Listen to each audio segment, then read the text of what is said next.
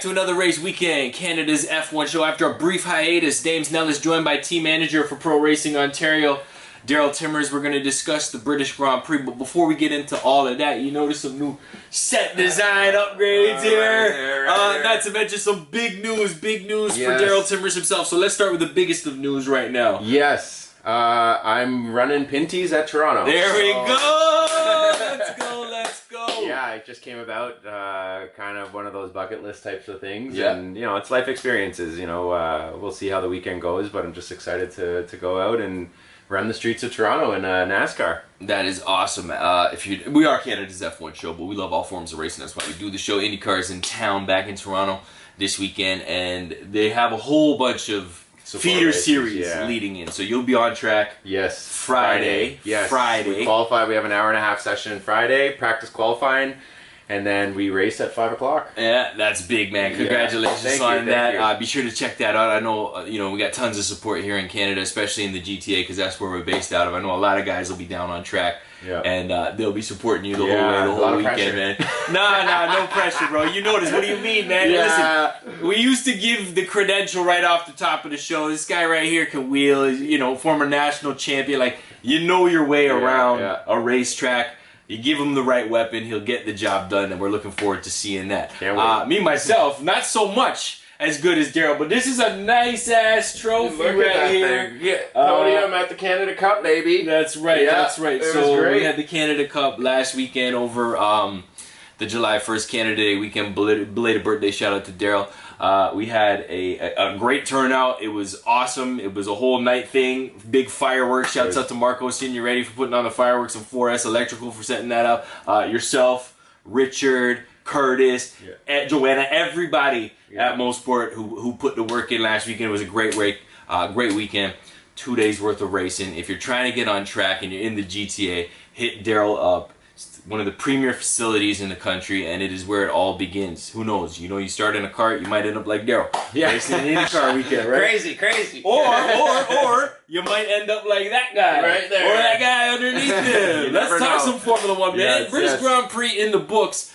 Max Verstappen takes P1, no surprise there, no headline. The headline reads, Lando Norris, McLaren, Lando Norris P2, Lewis Hamilton P3, Oscar Piastri P4. Yeah. The headline reads, McLaren is back. Yes. That is your team. Yes. After eating it early, it was looking down and dirty in the first few. Yeah, but and now these upgrades. So let's talk about the performance. I want to do let's talk about the upgrades a little bit, what you know, and let's talk about the performance from Lando and Oscar. But Lando really, like, off the whole shot, was just in front, and it was a nice thing to see this week. It was, honestly, just to see something different up front, like going into turn one when Lando got that whole shot, I was screaming. I'm like, no way, this happened, he got it! And then Piastri almost took him too. It was a great start from them, and clearly like every team is working their butt off to make their cars better. Everyone thinks, oh, well, how come this and how come that? No, like, if you look at these teams, they are working night and day to get their cars better going into the season or going into every race, and you can see all the upgrades that McLaren's been bringing the last 2 rounds, and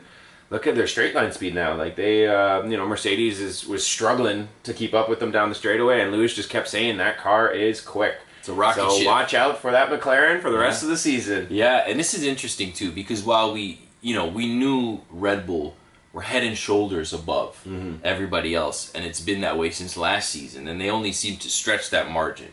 I'm watching race after race now, and I'm looking at the development of the rest of the field, and I'm watching that Max Verstappen time decrease. Safety car, okay, fine. He finished. I think Lando was about maybe 4 seconds, just under 4 seconds behind across the checkered flag.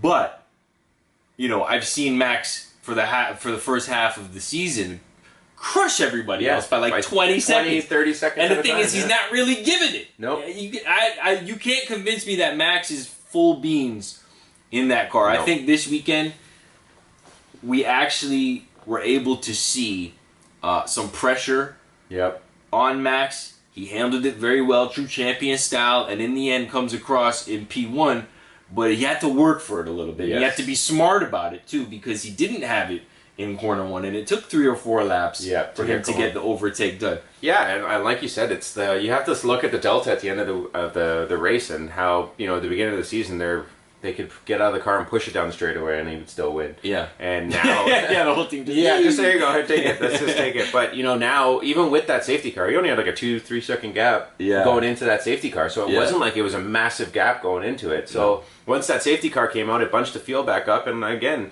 he wasn't 100% happy on those hard tires. He realized that maybe we might have to start pushing a little bit more to stay ahead of these papaya cars. The chrome papaya. The chrome papaya. Maybe they'll keep that. It was a great livery. Yeah, I know. I loved it. I thought it looked great. So did I. Yeah. But yeah, it's great to see this another team adding to those top teams. Yes.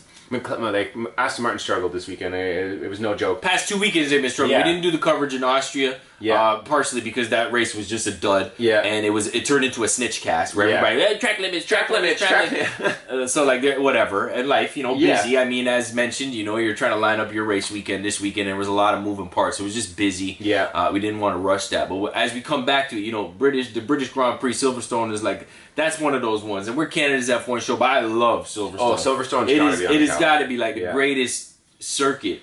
And to see the teams kind of close that gap up there in a high speed, high corner, high downforce, like through the corners. If you think of half those corners, they're flat out, just going through them, turning. So it's really based off the mechanics of the car to make that thing fast. Right. And for a lot of cars to perform there, it's got to be a proper balance. You can't just be fast in the straights. You can't just be fast in the corners. You have to be fast in high speed corners. So it's totally to see all these teams battling at such an intricate track, it shows that the teams are catching the Red Bulls. Right. They're getting closer. I'm not saying that they're going to beat them. No. But they're catching them. But it's making it interesting because we saw the first leg of the season where it was kind of like Aston Martin. But now you're looking at it like Aston Martin seems to be a bit down on the development because it looks, over the past few races, Ferrari's made a jump. Mercedes has made a jump. McLaren has made a jump. Alpine is kind of there. They had a tough weekend this weekend. Also, Williams has made a jump. And like you were saying, this was a great weekend for kind of testing and really looking into the fabric of your machinery. The Williams is fast in a straight line. Yes. We know that. This is straight line with high-speed corners. And they've managed to put together a very good straight line car. And then if you look at some of the F1 stuff, in a lot of cases, like in Canada, he was faster than Max on all the except for the really tight sectors. Right? Albon was, let's say. So they're trying to fine tune their downforce in order to really compete. And I got to be honest, I don't think they're far off. No. So as we cruise into the summer break, given the state of McLaren, given the state of Williams, and we look at Ferrari, we look at Mercedes, it's tough to say who's got the leg up for the remaining half of the season. Because I'll be honest, it looks like Ferrari and Mercedes are not really in the picture as, Not as well as McLaren or like you said, or even Williams, Like the fact that Sargent finished almost in the points. Yeah, he was P11. Oh, I wanted to say that for him. I can't get to it. Piastri's good, but Logan, I mean, that Williams was P3 in all the practices. And even Sargent was in the top 5 at one point. So it shows that Williams is fast, they're really developing. Williams is back as well. You gotta throw that out there too for the media. Yeah, I would love that. The fact that we're talking about a Williams being in the top 10 and scoring points. That is a goat teethy. Yeah, exactly. Exactly. But there's so many other teams that can go into this and be like, wow, we don't really know who's going to finish in that P2 spot or that P3 spot or, the rest of the field. But, even with Red Bull, all it takes is for them to have a little hiccup, and teams are there to capitalize now. Before, they can have hiccups, and they were so far ahead that it's like, oh, whatever, we're still ahead. So let's talk about the hiccup, because the hiccup right now is Sergio Perez's qualifying performance, right? 5 races in a row, he hasn't made it out of Q1, or hasn't been into, a solid... He's starting out of position. Yeah, exactly. Okay? He made it up to P6 yesterday, but like you said, that's a podium car every weekend. And it's nice for us as fans to not see the same podium every weekend, let's say. But it's largely... I would say on his shoulders and why he's not, kind of performing and finishing where he should be finishing. Does Sergio Perez keep his seat? At this point, I think the only way he would keep his seat is if Red Bull's doing something. You know, if they know that they're not giving him the 100% the car and they know why he's doing all that, I think that's the only way he keeps his seat. Okay. I think right now there's some good juniors coming up. I think there's other guys around the paddock that can take that seat from Perez and perform in it.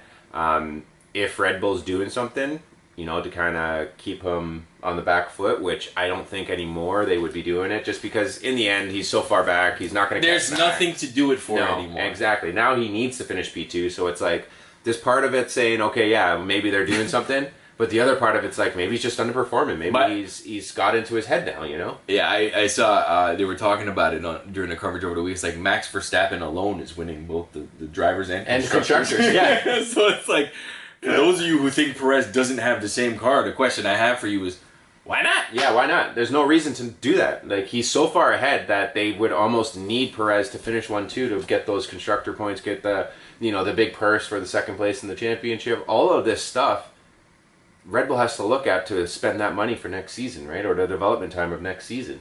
And if they're really doing what people are saying, and it's like, oh, they're holding Perez back, you know, you see it all the time where drivers get into a little bit of a hiccup in their season, and it takes them it takes the mental aspect to really overpower it to get to that next step. And he's, you know, right now with the media, that Red Bull second seat is always the highest pressure seat that you have in the grid. We've seen it, and every driver you can see that's in that number 2 car ends up buckling under the pressure sooner or later. And I think right now, you know, with Perez having such a great start to the season, and then going into what he's been doing lately, it's kind of like, you know, maybe it is the pressures. He's just buckling and he's not able to perform the way he wants to, or he just makes those small mistakes. Like, look at Monaco. Like, that was a big mistake in qualifying, right? Yeah. So I think that's he's feeling the pressure. And now, you know what? It's funny you mentioned Monaco, because since then he hasn't been performing well. And I think it's just a mental thing. And you know, coming through the field, and even if you look at it, him coming through the field, he just kind of capitalized on that safety car. And which a lot of people did. Yeah, which a lot of people did, you know, for sure. But that's the luck of motorsport. It's either it's in your favor or not. You know what I mean? Like, exactly. they even asked Lewis. Lewis finished P3, and they're like, oh, you know, you got the rub of the green. And he was basically saying, yeah, but like, y'all remember 2021? Yeah. Like, you know, I mean, I've had so much misfortune on the back end of a safety car that a P3 in at my home race is like, all right, cool. That's how it goes. But at the same time, Lewis, you know, drove on the mediums, and he was waiting for the safety car. It was more of a strategy play, because even them, both Mercedes, in my opinion, started out of position. Yeah. They started out of position. Yeah. Going back to the driver market, Perez. So you're saying he keeps it to the end of the season at least. What about Mick de Vries? Yeah. There's a lot of talk. And Helmut Marko don't play. Yeah. He done said Horner wasn't a fan of signing. Yeah. I think Lawson's kind of ripping it up. Yeah. In the feeder series. Yeah. I don't think they'll get rid of him in mid-season. You know, but they're saying Daniel Ricciardo might be. Yes, I think they're saying Daniel Ricciardo will take his seat for next year if the juniors aren't ready. Okay. So if they feel that Lawson and all those guys are not ready, they'll put Ricciardo in that seat for next season, just to have a good season of developing that car a little bit more, or the Red Bull a little bit more. And you know, I honestly think in the end, if they get rid of de Vries right now, I think it's not going to benefit them in any way. I don't think putting another person in that car is going to make it any better. Because I truly think that AlphaTauri is one of the worst cars on the grid. Oh, no, it is. Yeah. I mean, you know, Tsunoda's been wringing its neck and getting some good results. I mean, this weekend they both finished last and second last. Yeah. But it's just, I think a lot of people expected a little bit more from Nick de Vries just because he has pedigree. Like, he's won every series leading up to Mercedes development driver, never got the shot with the big team. Yeah. And they were looking for somewhere to stick him on the grid after his performance last year in the Williams. Yep. Because remember, the Williams was still fast last year in a straight line. Yes, and he was able, I think he brought it home P8. And it was like, whoa, this guy needs to be on the grid. Yeah. But it just goes to show, you know, we're talking about Perez, we're talking about de Vries, the pressure of Formula One. I mean, even if you look back at it, we're talking about Gasly. Yeah. We're talking about Albon in that second Red Bull seat, right? Like, there's a lot that the whole package has to come together. And, you know, you never know if Nick is just very uncomfortable driving that car, you know. It's one of those things that Lando was in the McLaren for so long that everyone else got in that car and was like, this thing's a piece of crap. Right. But Lando gets in the car and he's like, this is the only thing I've ever known. Correct. So why, I know it's a piece of crap, but it's the only thing I've ever known, so I'm just driving around it. And at the same time, you want to get them drivers young. Yeah. Because look at Piastri. Now he's in that, and that's the only car that he knows. He doesn't know a good F1 car from a bad F1 car. Yeah, exactly. He knows an F1 car. Exactly. So now you got Lando, who's kind of developed that car. Piastri sitting in the same car, just learning based off of Lando's foundation. They got the upgrades this weekend. They finished 2 and 4, just offside. In all actuality, they should have been on podium. Should have been on the podium. Yeah. And it was a risky call at the end to stick them on the hards. It was.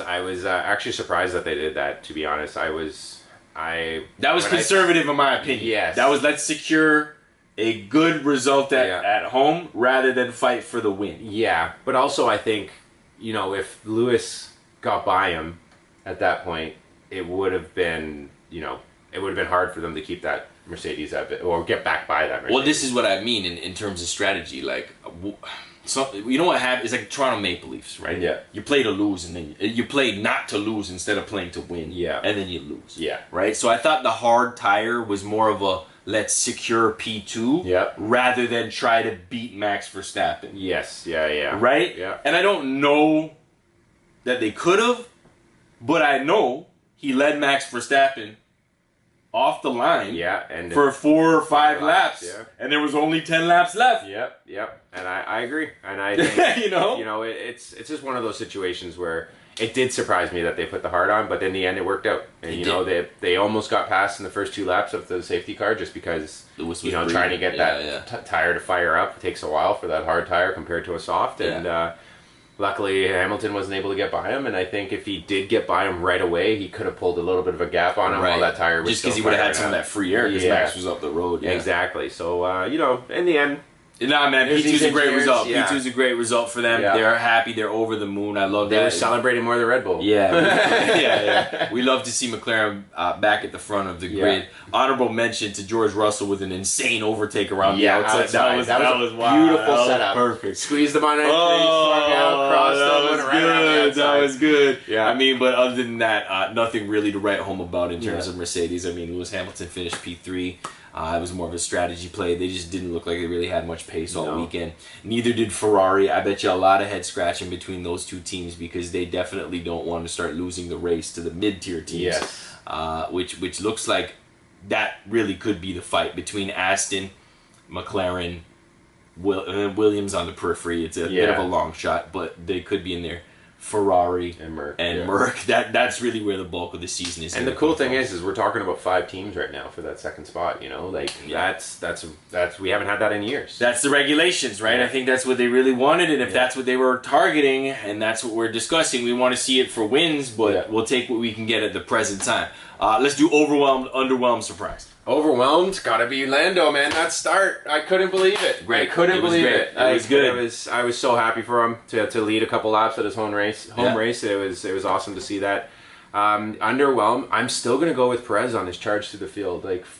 There was no charge. There was no charge. Before the safety car, he was in 11th. Yeah, there was no charge. There was nothing about it. There was no charge through the field. And that car's got incredible straight line performance. So the Williams is the only car faster in straight lines, which is still kind of crazy to say. But when that Red Bull opened that DRS, it's like easy pickings. So I agree. That was underwhelming. Yeah. And then surprise, it's got to be the Albon. It's just how consistent he has been. Like every once in a while, last season you would see the Williams a glimpse. Be like, wow, okay, they went into the top 10, but it's consistent every race. Albon is up there racing and putting up good points. So all I got to say is that surprised the heck out of me. Well, we're happy to see it. We're happy to see it.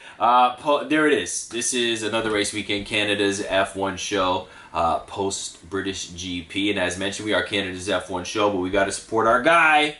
Darryl Timmers will be racing this weekend. It's IndyCar weekend here in Toronto, Friday afternoon. If you're going to check out the fan experience and do all of that, stick around. Show our boys some love. It's family day too, so it's actually free admission. There you go. Indy to go down and watch. So bring the family down. Come on down, check us out. Where you have access to the paddock and everything on the Family Day Fridays. Sick. So come on down, enjoy it, and I'll just definitely try to sign some shirts. Bring a shirt. There we go. Love that, man. We'll talk to you after. Hungary is up next on the grid. It's another race weekend, Canada's F1 show.